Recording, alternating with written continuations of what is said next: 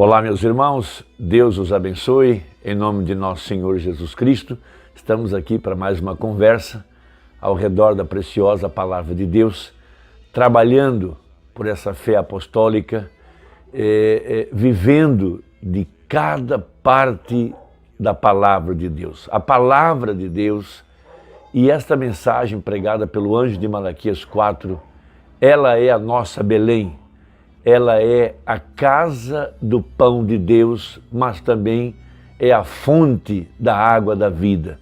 Porque Jesus, ele é tanto pão como a água. Ele disse, quem tem sede, vem a mim e beba. E ele também disse, eu sou o pão da vida. Uma banda pregou uma importante mensagem intitulada Por que a pequena Belém?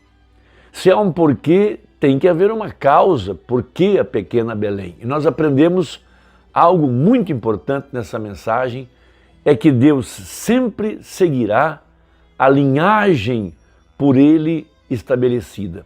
Nós sabemos que quando Josué entrou na terra da promessa, ele deu um pedaço de terra à tribo de Judá. Veja, logo esse pedaço de terra dado à tribo de Judá foi fundada. Veja, logo depois que Israel tomou Jericó, logo depois que Israel estabeleceu-se na terra da promessa, foi dado à tribo de Judá e foi chamado de Belém. Veja, Belém, lá onde Boaz encontrou Ruth no campo, naquela grande colheita de cevada, veja, um tipo perfeito da verdadeira igreja, retornando no tempo do fim, à casa do pão de Deus, juntamente com Noemi. Veja, de Belém veio Davi, o supremo pastor de Israel, aquele grande guerreiro, aquele grande soldado, um tipo perfeito de Cristo. E de Belém, veja, da tribo de Judá, lá naquelas montanhas da Judéia, lá estava o Cordeiro de Deus, Jesus Cristo, que nasceu em Belém, numa manjedoura, de acordo com o propósito de Deus. Então, seguindo a linhagem da palavra, veja, Raabe casou com Salmão, de Salmão veio Boaz, Boaz casa com Ruth, Ruth traz Obed, de Obed vem Jessé, de Jessé vem Davi, de Davi vem Jesus Cristo. A linhagem da palavra nunca falha. Deus traz a continuidade dos seus planos através da linhagem. Por isso que nós temos a genealogia na Bíblia. E há um grande mistério dentro da genealogia de que as ancestrais, as mulheres que formaram a nação de Israel eram gentias. Ali Deus já estava trazendo o seu plano, a sua sabedoria de que a noiva seria uma gentia. Veja, a mulher, a esposa, e ele já estava dando mostras ou amostras disso com Raabe, uma gentia, Ruth, uma gentia, Betseba, uma gentia. Todas essas mulheres estavam na genealogia, no plano de Deus, na linhagem, e ali estava um grande mistério da palavra de Deus. Agora eu quero tomar apenas uma pequena lição.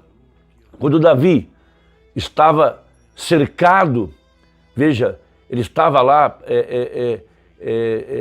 nas montanhas, e os filisteus guardavam a fonte de água que estava em Belém. Davi estava lembrando do tempo que ele era pastor e que ele tinha bebido daquela fonte, de que ele tinha composto maravilhosos salmos e que ele tinha levado as suas ovelhas para beber daquela fonte de água que estava em Belém e que agora estava tomada por filisteus.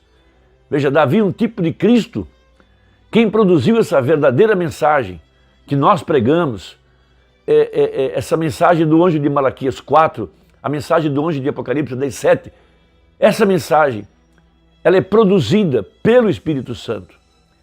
E ela foi tomada por falsos ungidos por muito tempo e impediram o povo de Deus de beber dessa fonte da água da vida, que é a revelação dos 7 trovões, a revelação do ministério do Filho do Homem.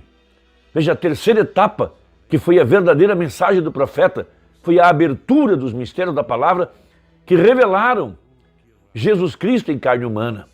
Veja, falsos ungidos que se apoderaram da fonte, se apoderaram da mensagem e não permitiram que o povo de Deus bebesse dessa água.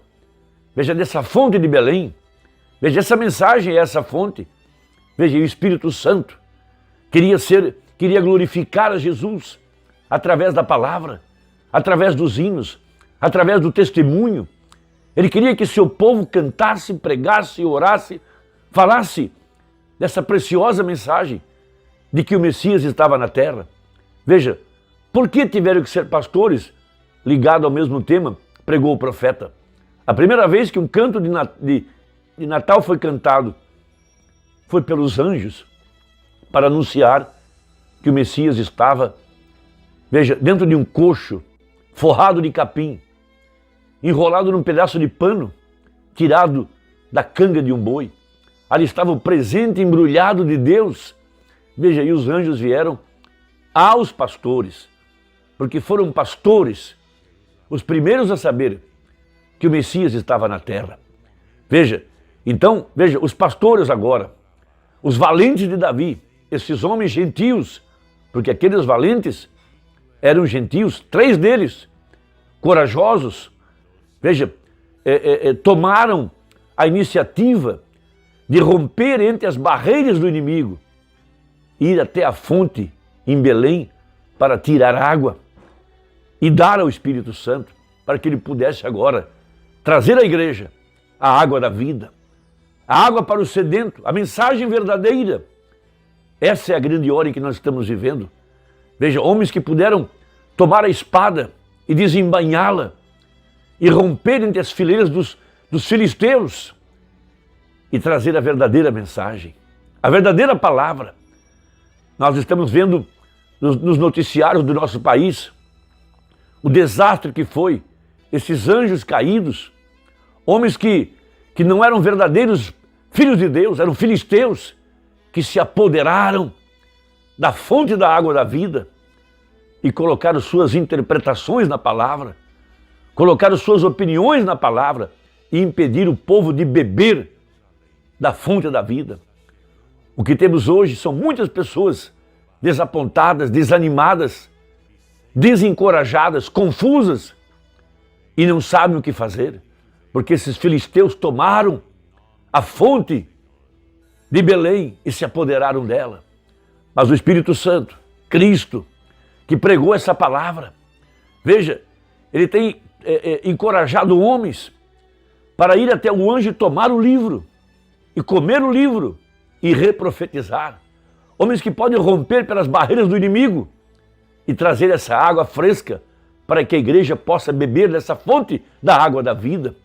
Homens ao redor do mundo, veja, porque toda vez que um selo se abre, há um distúrbio religioso, uma guerra religiosa, e Deus tem levantado os seus homens com coragem, com intrepidez, para tomarem a espada e romperem, veja, entre as fileiras do inimigo, porque Cristo, ele é tanto a água como ele é o guerreiro, ele é aquele que rompeu pelo poder das trevas para trazer a água da vida para a sua igreja.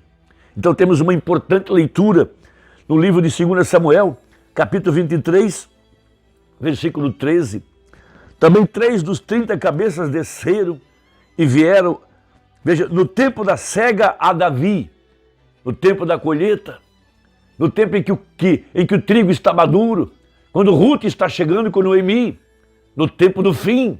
Veja, Davi é um tipo de Cristo. Aqueles soldados que estavam ao seu redor eram gentios. Era o tempo da colheita. Veja, o final da era pentecostal. Veja, a caverna de Adulão. Lá estava Davi perseguido. Agora estava lá rejeitado. Veja, um homem que foi excluído do seu próprio povo. E a multidão dos filisteus acampara no vale de Refaíns. Davi estava então num lugar forte. E a guarnição dos filisteus estava então em Belém.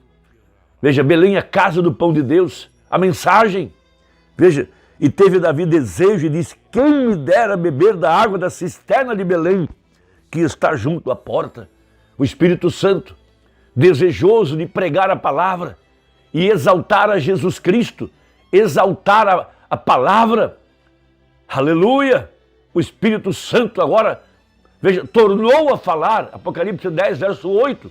Esse é o nosso dia, essa é a nossa mensagem, essa é a igreja do tempo do fim, no tempo da colheita, esses verdadeiros soldados de Davi, que querem exaltar a Jesus Cristo, não exaltar algum homem, porque o Espírito Santo veio precisamente para exaltar a Jesus, para pregar a verdade da palavra. Então aqueles 3 valentes romperam pelo arraial dos filisteus.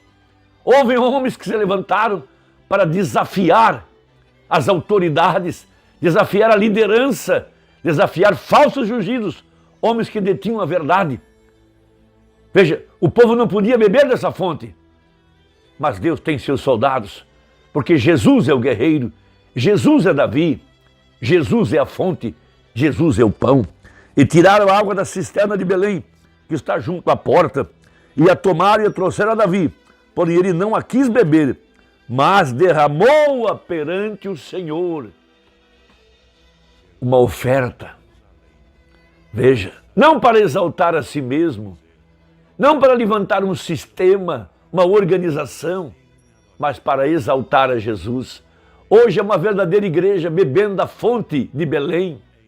Os filisteus foram derrotados, estão caídos, anjos caídos, derrotados, organizações derrotadas, homens derrotados. Mas a verdadeira igreja bebendo da fonte da água da vida. A mensagem, os 7 trovões, o 7º selo, a palavra revelada. Deus te abençoe. Espero que essa conversa tenha ajudado. E até a próxima, se Deus quiser, em nome de Jesus. Amém.